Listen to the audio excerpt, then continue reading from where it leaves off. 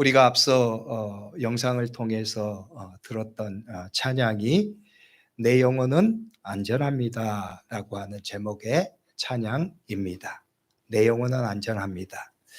그 찬양의 가사 중에 이런 가사가 있었습니다.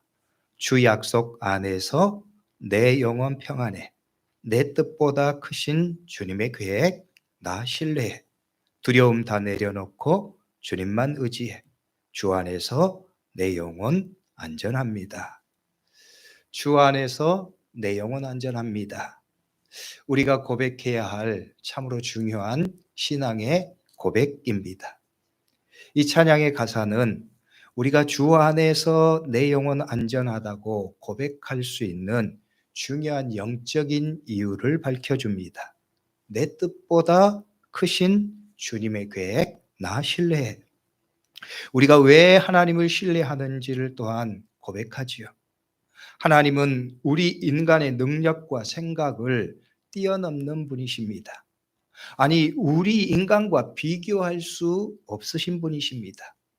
그분께서 나에 대해서 가지시는 계획과 생각은 그래서 완전합니다. 선하십니다. 그래서 찬양은 고백하지요. 그분의 약속 안에서 그분을 신뢰하는 것이 우리의 영혼이 안전한 길이라는 거예요.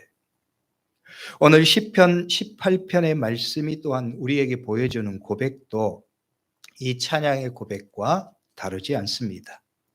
오늘 이 시편 18편의 말씀은 다윗의 고백입니다. 다윗도 이 시편에서 하나님을 향한 신뢰를 고백합니다. 그리고 그 하나님에 대한 신뢰는 하나님의 위대하심에 대한 고백에서 출발하고 있음을 보여줍니다. 앞선 찬양의 고백처럼 두려움 다 내려놓고 주님을 신뢰하는 삶을 고백하고 찬양하는 거죠. 왜냐하면 우리 주님의 계획이 우리의 그것보다 완전하시기 때문입니다. 하나님의 능력은 완전하시기 때문입니다.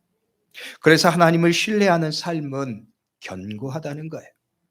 하나님은 우리의 문제보다 더 크신 하나님이시기 때문이지요. 사실 우리의 삶에서 시련이 없는 삶은 기대하기 어렵습니다. 우리 인간은 어떤 형태로든 시련과 어려움을 당하게 됩니다. 그래서 하나님의 사람 모세는 그의 시편 70편의 고백을 통해서 이렇게 우리의 인생의 문제를 노래했습니다. 시편 90편 9절과 10절의 말씀을 새번역 성경으로 보면 이렇게 되어 있어요. 주님께서 노하시면 우리의 인생은 사그라지고 우리의 한평생은 한숨처럼 쓰러지고 맙니다. 우리의 연수가 70이요 강건하면 80이라도 그 연수의 자랑은 수고와 슬픔뿐이요 빠르게 지나가니 마치 날아가는 것 같습니다. 하나님 밖에 있는 우리의 인생은 수고와 슬픔뿐이라고 말합니다. 그런 한평생의 삶은 한숨처럼 쓰러져 버린다고 노래합니다. 그래서 하나님의 사람 모세가 주목한 것이 바로 하나님의 은혜입니다. 크고 위대하신 하나님의 은혜만이 우리의 살 길이라고 모세가 고백하는 거예요. 그래서 이 시편 마지막에서 모세는 이렇게 기도합니다. 시편 90편 마지막 17절의 말씀이에요. 주 우리 하나님, 우리에게 은총을 베푸셔서 우리의 손으로 하는 일이 견실하게 하여 주십시오. 우리의 손으로 하는 일이 견실하게 하여 주십시오. 우리 주님, 우리 주님이야, 우리 주여 하나님, 우리에게 은총을 베풀어 주십시오. 그래서 우리 손으로 하는 일, 인생의 모든 일 견실하게 해 주십시오. 그것만이 우리의 살 길입니다. 고백하고 기도하는 거예요. 오늘 다윗의 고백도 다르지 않습니다. 그는 고백하기를 인간의 모든 시련 속에서 하나님의 자녀들은 우리의 문제보다 더 크신 피난처이신 하나님께 힘을 얻어야 한다고 역설합니다. 자신이 처한 시련보다 더 큰 바위인 하나님의 은혜의 반석에서 우리는 우리의 삶의 자리를 놓아야 한다는 거예요. 이것이 오늘 시편 18편의 말씀에서 다윗이 고백하는 믿음이고 자신의 인생을 생각하며 기도하는 간구입니다. 오늘 보는 이 시편 18편은 전체 시편 중에서 네 번째로 가장 긴 시편입니다. 편의상 1절부터 6절까지 본문의 말씀을 선택해서 읽었지만 오늘 시편 전체의 말씀을 통해서 다윗의 고백을 묵상하고 나누려고 합니다. 다윗은 이 긴 시편을 통해서 자신의 모든 적과 그로부터 시작되는 시련에서 자기를 구원해 주시는 하나님을 찬양합니다. 오늘 이 시편은 18편은 내용도 길지만 그에 못지않게 부제도 깁니다. 이 시편의 부제는 이렇게 되어 있어요. 여호와께서 다윗을 그 모든 원수의 손에서와 사울의 손에서 건져주신 날에 다윗이 이 노래의 말로 여호와께 아뢰어 이르되라는 거예요. 여호와께서 다윗을 그 모든 원수의 손에서 또 사울의 손에서 건져주신 날에 다윗이 노래한 노래라는 거예요. 그런데 특이한 것은 이 시편 18편의 말씀은 사무엘하 22장에도 동일하게 기록되어 있습니다. 이 사무엘하 22장은 그 내용에 있어서 다윗의 인생 말년에 대한 기록입니다. 전체 다윗의 인생을 회고하면서 사울의 손과 또 수많은 대적의 손에서 하나님이 다윗을 어떻게 구원하셨고 그의 삶을 하나님께서 이만큼 어떻게 인도해 주셨는지를 고백하고 있는 인생의 기록입니다. 그러므로 이 시편 18편은 하나님이 사울의 손에서 다윗을 구원하신 한 번의 사건을 바탕으로 하고 있는 것이 아니라는 거예요. 이 시편은 다윗이 그의 인생 전체를 통해서 하나님이 베풀어 주신 수많은 구원의 사건을 회고하면서 부르고 있는 인생의 고백입니다. 다윗의 인생의 고백이고 인생의 노래인 거죠. 비유하자면 이런 상황이에요. 다윗의 자신의 인생을 자신의 인생을 회고하면서 회고록을 씁니다. 이런 일이 있었고 이런 일이 있었고 이런 어려움도 있었고 이런 위기도 있었다. 그런데 그때마다 돌아보니 하나님께서 나를 이렇게 인도해 주셨다.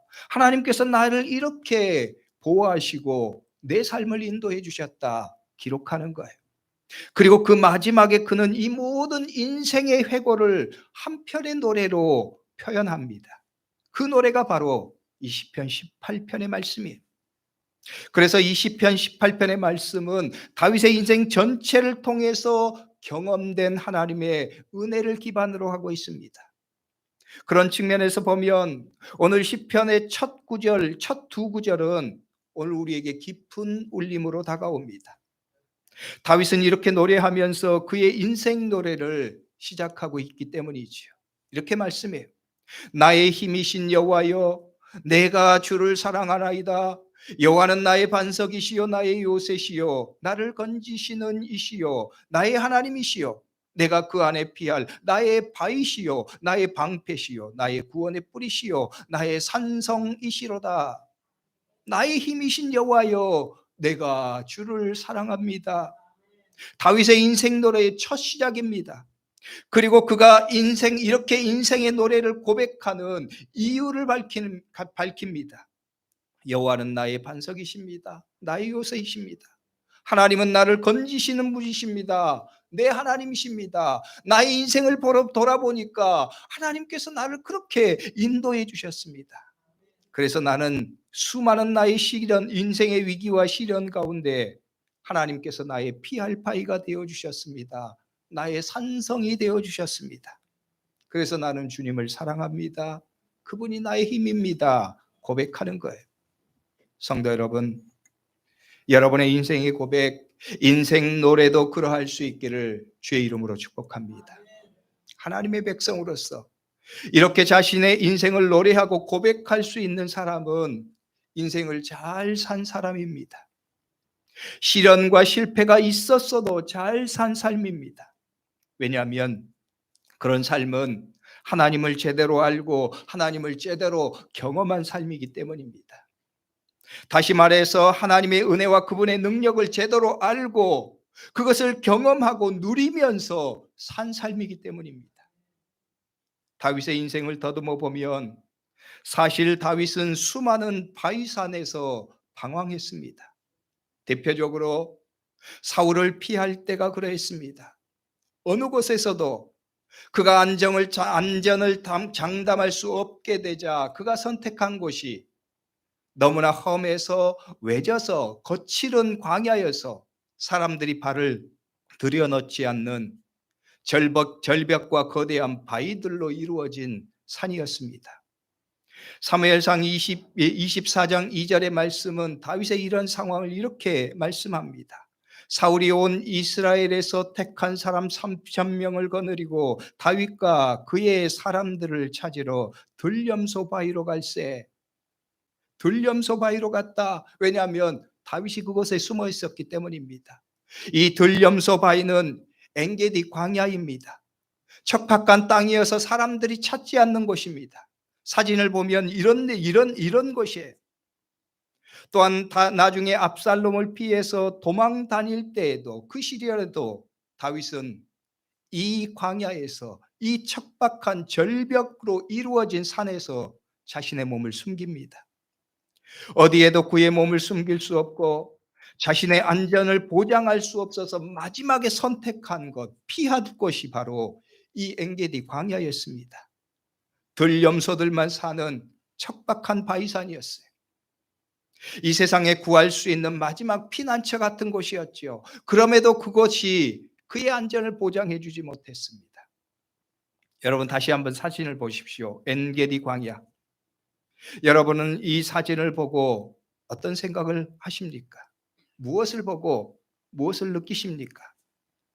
만약 여러분이 이 광야에서 자신의 목숨을 찾는 사람들을 피해서 겨우 목숨 부지하고 숨어 있는 상태라면 여러분의 마음은 과연 어떠할까요? 오늘 다윗이 말하는 삶의 고난은 또한 어떻습니까? 4절과 5절의 말씀을 보면 다윗이 겪은 인생의 고난을 이렇게 표현하고 있어요. 사망의 줄이 나를 얽고 불의의 창수가 나를 두렵게 하였으며 수월의 줄이 나를 두르고 사망의 올무가 내게 이르렀도다. 이 말씀을 세번역 성경은 이렇게 번역해요. 죽음의 사슬이 나를 휘감고 죽음의 물살이 나를 덮쳤으며 수월의 줄이 나를 동여 묶고 죽음의 덫이 나를 덮쳤도다. 죽음과 절망의 덫이 거대한 시련의 물살이 자기를 덮치고 자기를 올가매고 있는 상황을 이렇게 다윗이 표현하고 있는 거예요. 죽을 것 같은 절망적인 상황이지요. 얼마나 그 상황에서 다윗이 극심한 시련과 고통을 겪었는지를 표현해 주고 있습니다. 사람들에게 이런 상황이 닥치면 절망적인 마음이 들기 쉬울 것입니다. 어떤 분들은 자신을 이런 나락에까지 몰아넣는 하나님을 원망하기도 합니다.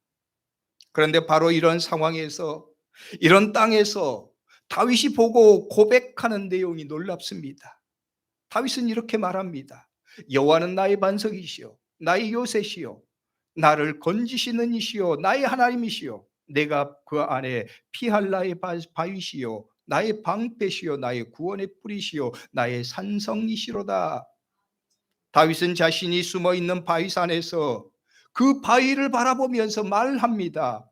지금 내가 이 바위에 숨어서 잠시 내 몸을 숨기고 있지만 이것이 진짜 나를 안전하게 해주는 장소가 아니다. 내가 숨을 진짜 바위는 하나님이시다. 하나님이 나의 피난처시고 나의 바위시다. 나의 인생의 요새시다. 노래하는 거예요. 여러분, 이를 보면 다윗은 정말 삶의 묵상이 있었던 사람입니다. 자신의 처한 현실에서 하나님을 발견하고 하나님의 은혜를 노래하기 때문입니다. 어쩌면 사람들이 느끼기에 따라서는 한없이 절망적인 조건이 사막의 바위산입니다. 사막의 절박한 바위를 보면서 그런데 다윗은 다르게 보고 다르게 노래합니다. 사람들은 이 바위를 보면서 자신의 삶을 한탄하고 불평하면서 하나님을 원망하는데 다윗은 그 바위를 보면서 오히려 하나님이 이 바위처럼 내 인생의 반석이시다, 내 인생의 요새이시다 노래하고 있기 때문에, 하나님이 진짜 인생의 바위시고 구원의 반석이시다 고백하는 거예요. 여러분, 그렇습니다. 믿음의 사람은 보는 눈이 다릅니다. 믿음으로 보면 인간의 가장 절망적인 현실도 하나님의 사람들에게는 하나님의 은혜가 보입니다. 감사할 것이 보입니다. 성도 여러분, 여러분도 이런 믿음의 눈을 가지실 수 있기를 주의 이름으로 축복합니다.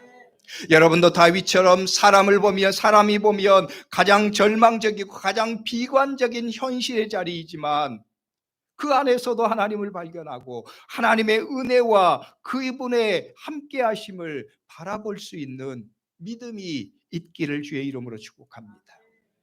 여러분, 그러려면 우리도 다윗처럼 우리의 매 순간 하나님의 말씀을 묵상하고 그 말씀 안에 살아서 사는 사람이 되어야 합니다. 오늘 말씀에 보면 다윗이 이렇게 고백하고 있어요. 오늘 시편 18편 21절 22절의 말씀입니다. 이는 내가 여호와의 도를 지키고 악하게 내 하나님을 떠나지 아니하며 그의 모든 규례가 내 앞에 있고 내게서 그 율례를 버리지 아니하였음이로다. 이는 내가 라고 말합니다. 다윗은 말하는 거예요. 내가 항상 여호와의 도를 지키고 내 하나님을 떠나지 않았습니다. 여호와의 도는 하나님의 말씀입니다. 또한 그는 고백합니다. 그의 모든 규례가 내 앞에 있고 내게서 그 율법을 내가 버리지 않았습니다. 내가 그 주의 말씀에 늘 내 삶을 묻고 살아갔다는 거예요. 하나님의 말씀 앞에 있는 삶입니다. 하나님의 말씀이 그의 마음과 생각에 한순간도 떠나지 않는 삶입니다. 다윗은 자신이 그렇게 살았다고 고백하는 거예요.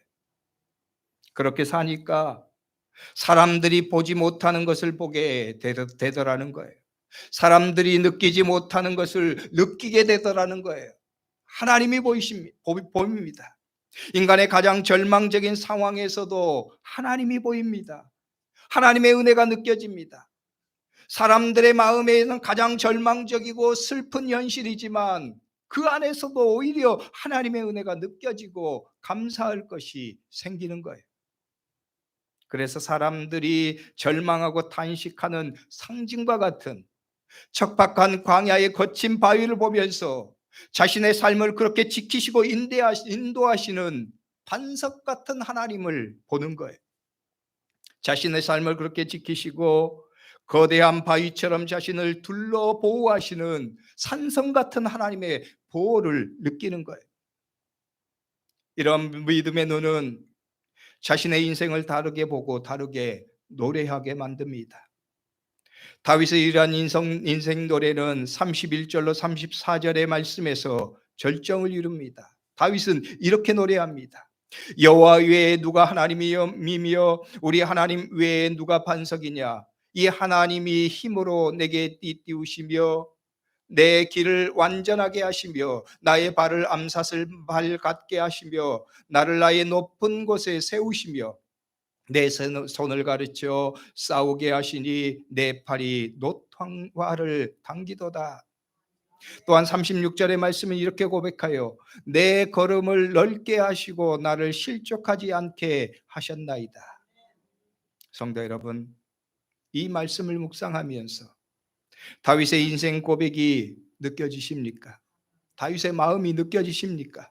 그가 얼마나 뜨겁게 하나님의 은혜를 노래하고 있는지 여러분 그 마음을 아시겠습니까? 성도 여러분, 여러분도 그러할 수 있기를 주의 이름으로 축복합니다. 여러분도 인생의 상황을 생각하면 인간적인 마음은 한없이 좌절할 수 있습니다. 한없이 삶이 원망스러울 수도 있습니다.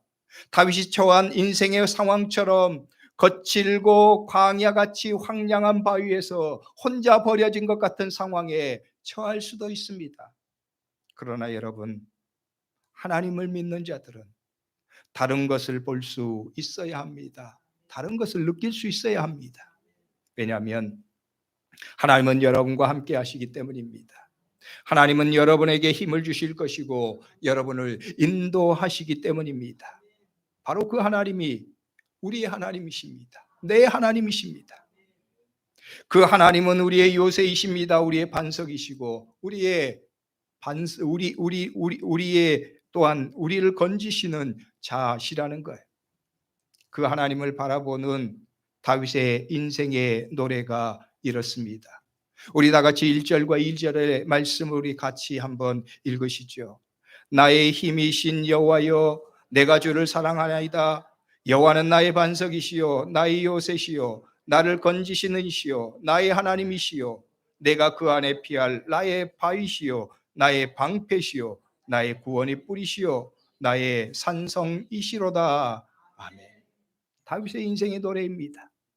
또한 다윗의 인생의 고백은 이렇습니다. 31절로 34절까지의 말씀입니다. 이 말씀 같이 읽으시죠. 여호와 외에 누가 하나님이며 우리 하나님 외에 누가 반석이냐? 이 하나님이 힘으로 내게 띠띠우시며 내 길을 안전하게 하시며 나의 발을 암사슬 밝게 하시며 나를 나의 높은 곳에 세우시며 내 손을 가르쳐 싸우게 하시니 내 팔이 놋화를 당기도다. 아멘. 오늘 저와 여러분의 인생의 노래도 그러할 수 있기를 주의 이름으로 축복합니다. 오늘 저와 여러분의 인생의 고백도 이 다윗의 고백처럼 광야의 척박한 삶의 자리에서도 나의 힘, 나에게 힘을 주시는 하나님을 고백하고 나와 함께 하시고 나를 오히려 인생의 바위 안에서 보호하시고 인도하시는 하나님을 바라보고 노래할 수 있는 그 믿음의 고백으로 다시 일어설 수 있는 여러분이 될 수 있기를 주의 이름으로 축복합니다. 기도하겠습니다. 기도할 때 오늘 말씀을 붙잡고 통성으로 잠깐 기도하죠. 하나님, 다윗의 고백이 나의 고백이 되기를 소망합니다. 다윗의 인생의 노래가 나의 인생의 노래가 되기를 소망합니다. 하나님은 나의 힘이십니다. 여호와 하나님은 나의